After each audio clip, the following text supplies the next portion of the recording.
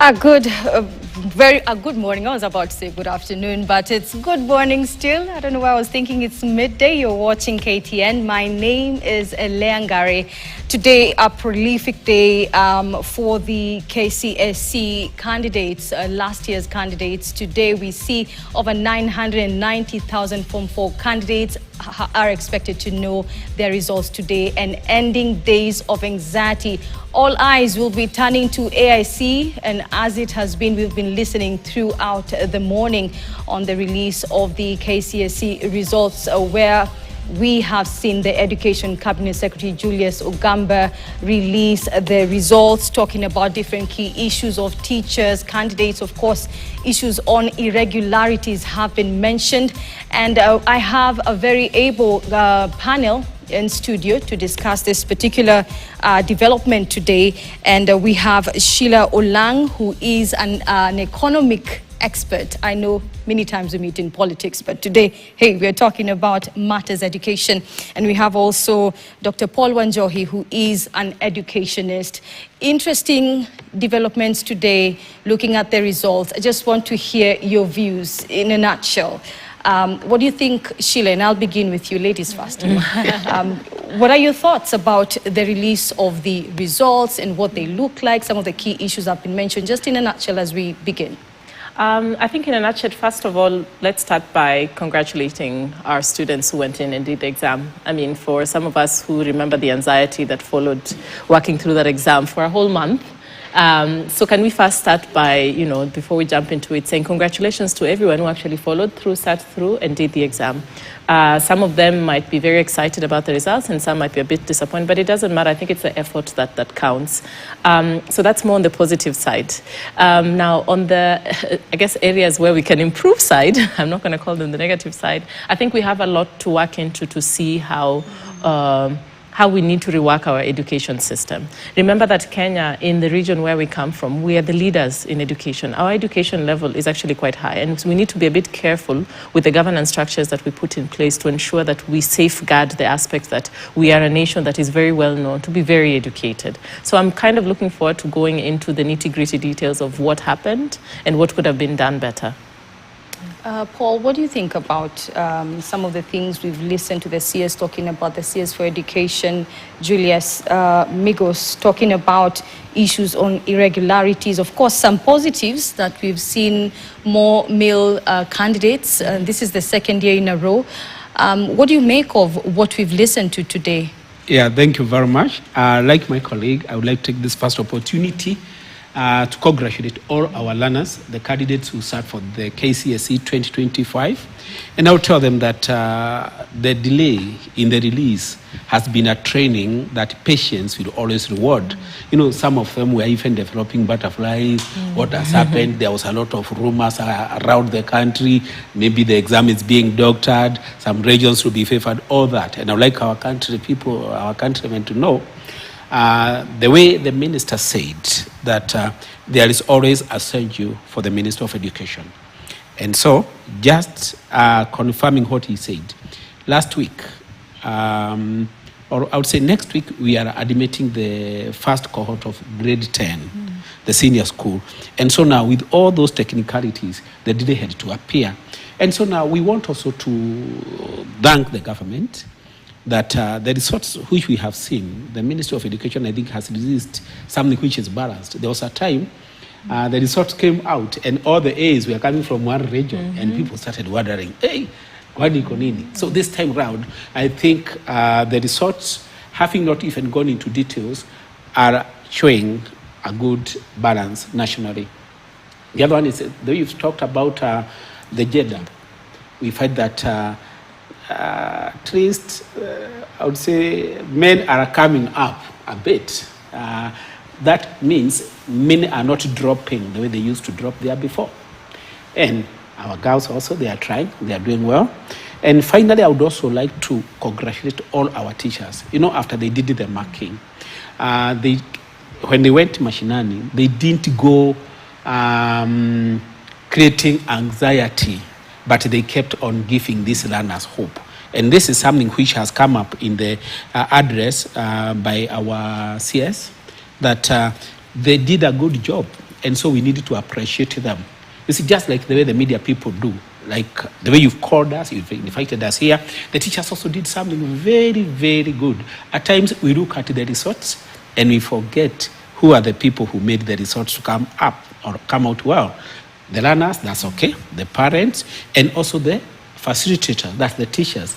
Teachers who facilitated the learning and also the marking and everything else. So we are actually very happy, and we know that from now or from today, our candidates, the former candidates, because now they have already graduated to the next level, they are going to do greater things in preparation for their future pathways. There are those ones who might be discouraged because they expected to get certain level of grades and they have not gotten them.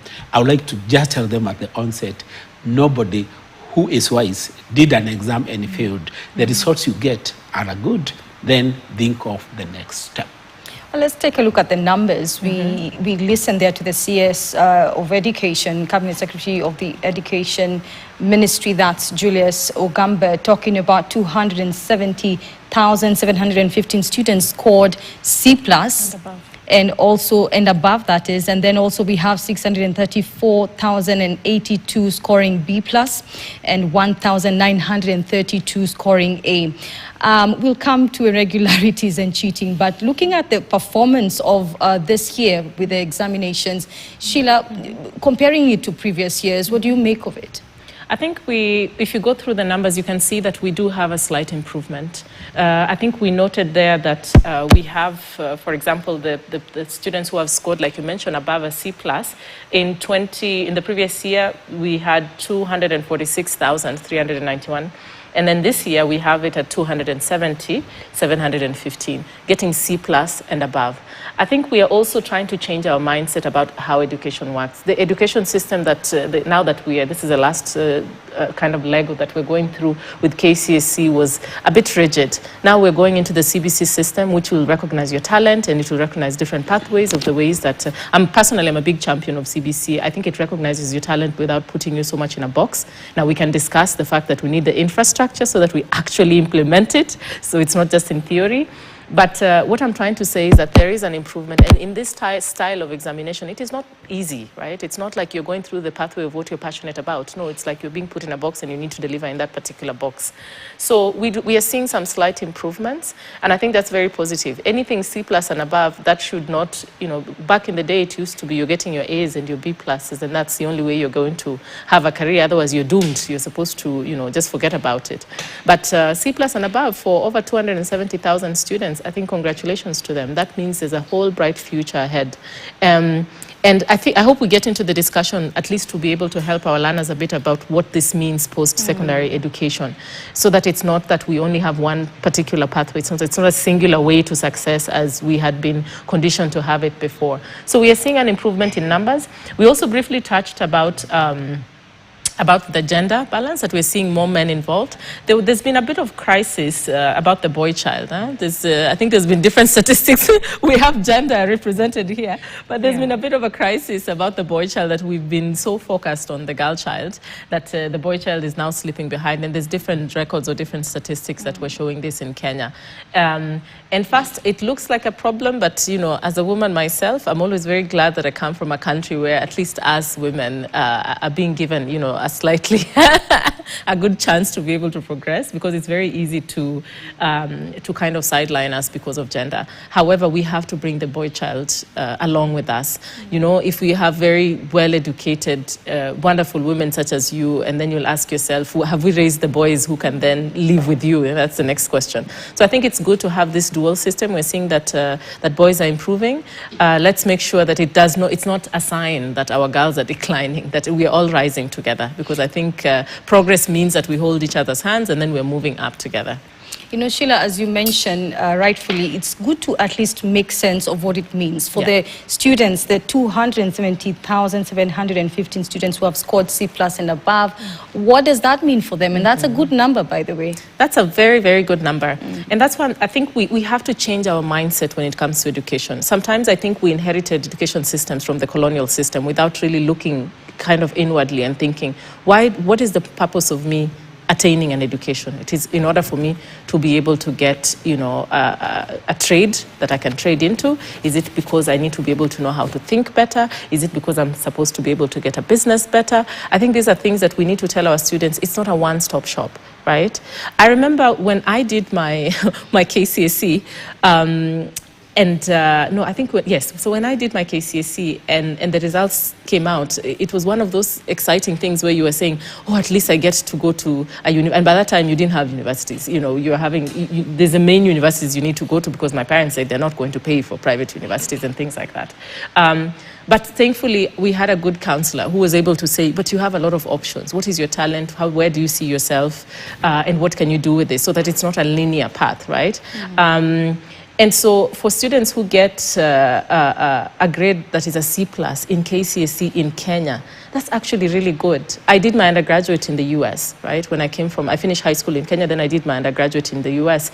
And I can tell you that as much as I left Kenya, I attained a B+, as much as I got a B+ in high school and I got a scholarship and I went to New York, when I got there, I was so smart. It was not even a B+. I think they should have given me an A+++++. Our education system is very difficult. Yeah. So when you get a C+, you're actually pretty smart. I think that's what we need to tell our students. Many times we'll hear of different students who say, you know what, now I've attained this grade, let me now leave the country and go to the US or one of the countries in Europe to further their studies. And possibly like what you're saying, the Kenyan system of education is actually bringing up people who are very well informed, intelligent, and very well groomed in terms of education. But I just want to hear from Dr. Wanjohi regarding the 270,715 students. And I know Sheila has mentioned, let's just make sense of what this means for them. They've scored C+ and above. What next? Thank you very much, Gary. And like actually, first of all, to say that this is a big improvement. And before touching on that, I think we would have dealt on the issue of integrity, because this is what has been killing our education system. At the onset, we mentioned that we are happy that the issue of irregularity, the malpractices reported have gone down. And this is the biggest achievement, I would say, even more than saying that the university entrance number has improved. The reason being, there's a time we could have a big number going to the university, and yet the completion rate would be very low, because the ones who are going to the university or who would go to the university would go having not genuinely got those grades. So like now, this time when we get that we are having almost around 400 cases of irregularities compared to what we had previously, around 840. It's a big, big achievement. And so taking now back to your question about the grade C, the people who are going to go to the university straight, I would say this is a big achievement this time. But last year I noted something, that the candidates who would go or who would actually graduate to go to the university were opting to go to the TVETs. They opted to go to the TVETs because of very many factors.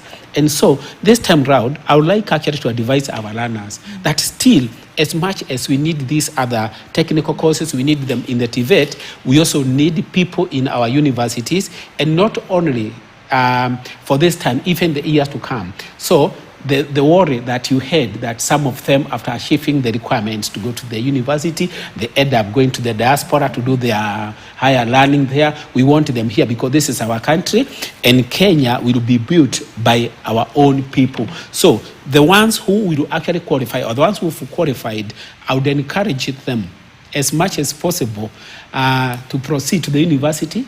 Let the TVETs and other middle-level colleges be left to those others who scored C and below. Well, Sheila, if you can just touch a bit on the 1,180 cases of cheating that have been mentioned by the CS earlier on. It's unfortunate that we still hear cases of cheating. What do you think really causes this in most of the exams, Sheila? I think there's a dual causation of this. And I'm glad we're talking about integrity. There was a time when the institutions themselves were part and parcel of the lack of integrity in our exam system. So you had schools that were in fact enabling their students to cheat because it was all a competition of which school is the best school versus the other school. And you see, that's why even in the last results that we had with CBC, they were struggling to say, is my school number 1 or is my school number 2? So everyone is jumping up and down. And I remember the shock. I think maybe I don't mention examples. Sometimes we had shocks of schools you've never heard of. They're like, they had 100 A's. And you're like, wait, what? You're like, wait, really? Like everybody got A's. Yeah. And then I always say, I think I actually do remember you those remember days, those. yeah. So we had some interesting schools that everybody got A's. And I told myself, I think let's follow these students. They're going to go into very high-ranking programs within our universities. Now, I want to see the rate at which they'll be able to complete these programs that they're in. And you'd have been shocked. That is where you now see the effect of integrity. And you're doing a disjustice to the students themselves. You think you're getting all this, praise because your school is now the number 1 school, but then you do a disservice to those students because then they're placed into areas where they cannot thrive. Honestly, every student, every learner has an opportunity to thrive. So if one box is not where you thrive, you just move on to the next box. At the end of the day, everybody will be successful. And so the issue of integrity, like I said, it's a two-way traffic.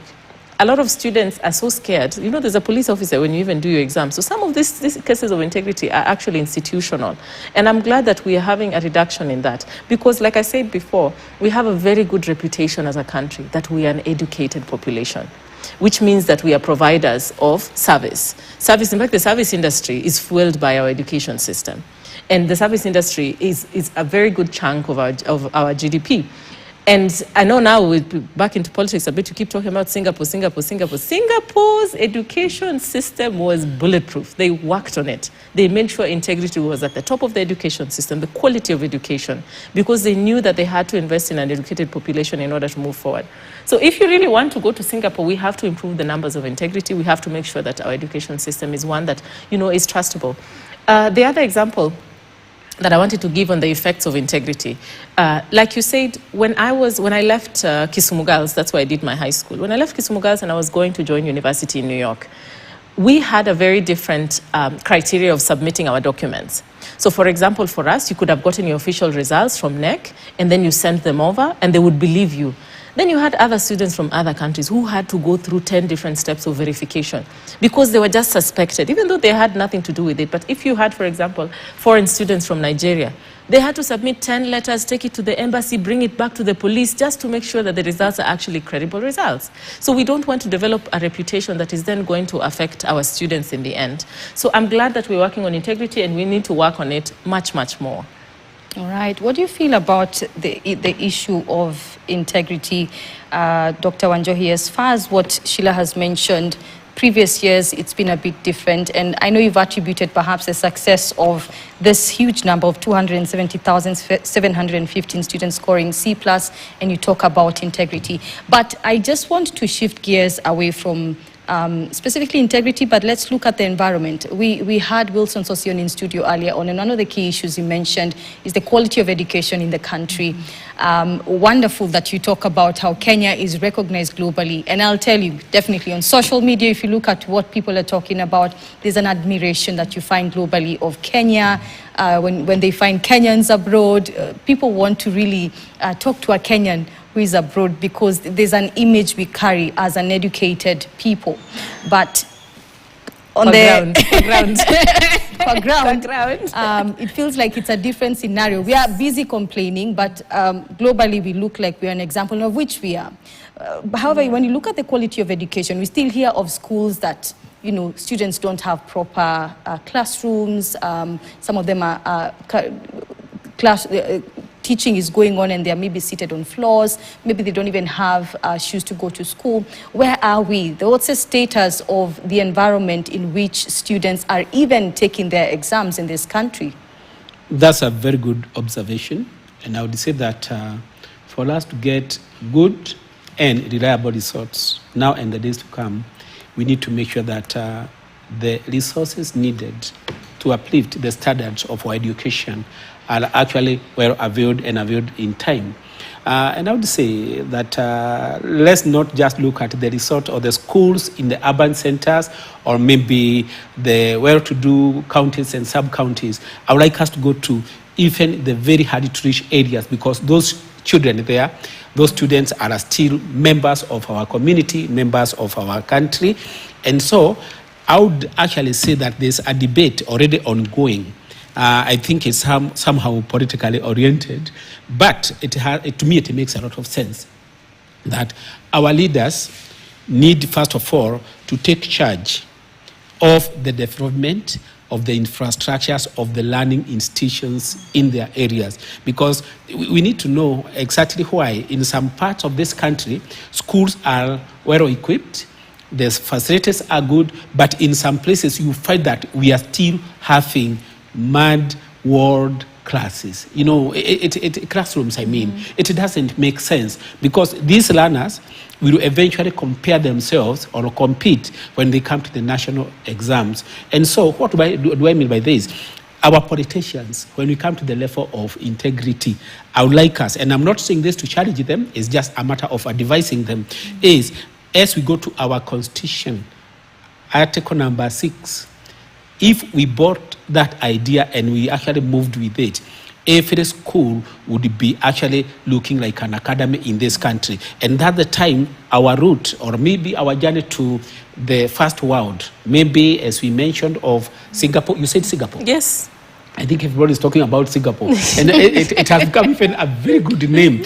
And it is doable. I am telling you, it is doable, because the resources which have been allocated to some parts or some quarters of our country, we've seen it working. How come that in some areas schools are not there? And so even as politicians argue and talk about maybe each other or maybe about whatever maybe the other politicians are saying, we need to ask ourselves, where does the money for development of our education institutions go?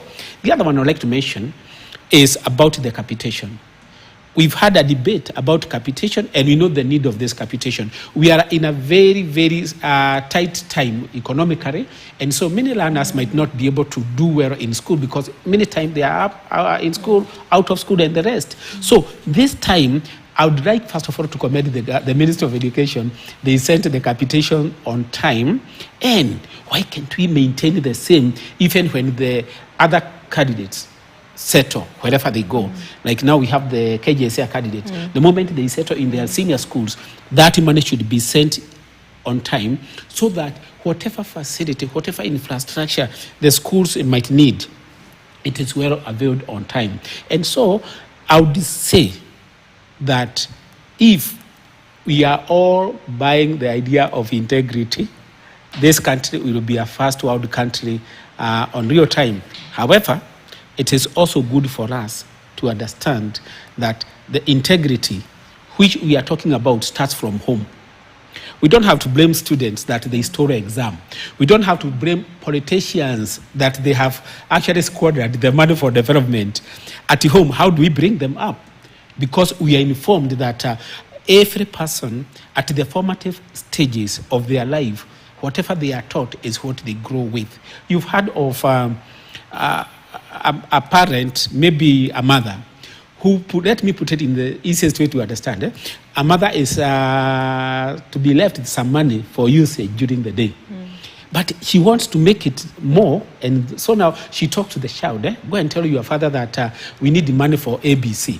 And the father knows that this money will not be spent for that. So what happens? The mother starts stealing indirectly from the mother, and the learner, the child, starts knowing that stealing is okay. So it continues growing and growing. When they go to school, if they want to do well, what do? They have to peep. How has my neighbor written there, or what has been written? And it continues growing and growing. I mean, if we want to fight this lack of integrity, we must start it from the parenting, from as early as that. And I'm happy my colleague here has referred to a certain country where if you are known that you are from that country, your documents will always be held with a lot of questions. You'll be actually asked to produce confirmations and confirmations and confirmations. But also you mentioned something very important, that anybody listening or hearing that you are from Kenya, I've actually had the same whenever I go out of this country. You find that we are respected. Why can't we now work to enhance that and make it a reality from the grassroots? Sheila, what Dr. Wanjohi mentions here, something very, very critical. Of course, talking about matters integrity and taking care of issues around cheating, and in this case, that's the key irregularity we're talking about.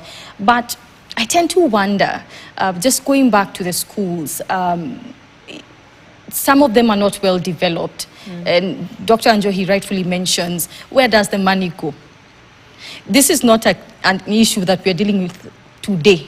It's something that's been there for years. I mean, building a school, a proper school, getting some few chairs, giving those kids a decent, classroom where they come and they feel like they're part of the larger society, because there are schools across the country that are well taken care of, you look at the classrooms, they look properly well done and the chairs are there. But why do we have this issue until today? It's been there for many years. I think first, maybe let me take you back a bit. You say that out there, everybody says we're doing well, but qua ground, we are complaining a bit. I think I would look at it differently. It's not that we are complaining. I think we're safeguarding. We're trying to make sure that we don't go backwards. Because, if you just sit there and take it for granted, it's very easy for us to slip back into a place where we don't want to be in. So a lot of the times, we are trying to say we need to maintain the standard. We need to push it up even further so that we don't slack down. Remember that governance is so important. In fact, governance is the one deal breaker. If you see the way politics is now working with institutions like education, health, and the rest of them, we have politicized a lot of things, including our education. We have now decided to put politics in education. It's unfortunate, but that is the reality of it, that we have politicized our education. So now you ask the question, why would you find some students sitting in a mud classroom somewhere, and then you go to some other schools where there's cabros everywhere? In fact, there's playgrounds and cabros everywhere. What is the difference? Why is it that one would even have enough building materials to make a cabro in a school, and somebody else cannot basically get out of the mud structure? And your answer is quite simple. I think we are now moving a lot towards a system where we are politicizing education. And we are letting education depend on people that we elect from the political angle, which is, then it's pata potea. If you get somebody who actually is passionate about education, they will focus so much more on the education, and it shows. Then you get people who are elected who do not value education whatsoever. And it's unfortunate that that is the leader and you're depending on them. Let's take something very simple, disbursement of bursaries. Some politicians have a very effective way of dispersing bursaries. It's very open, it's very simple. You come in, there's a line, every ward, you're given to it.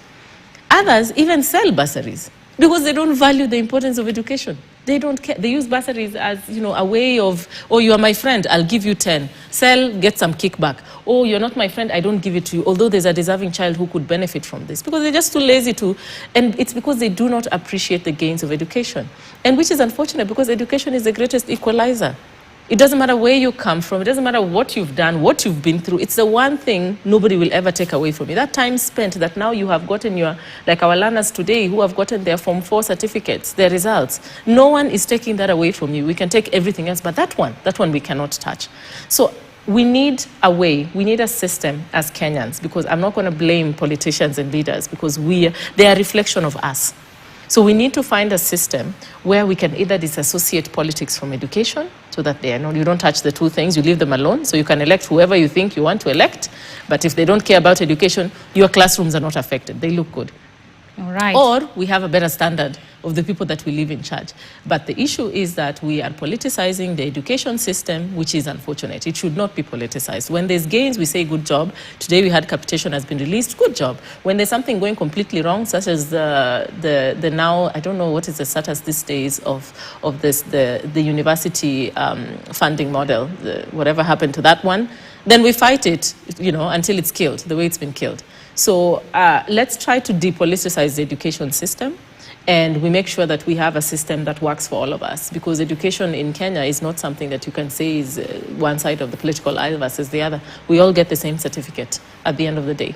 All right. I just want us to cross over to Sunshine Secondary School, where our reporter Gloria Milimu is stationed. I just want us to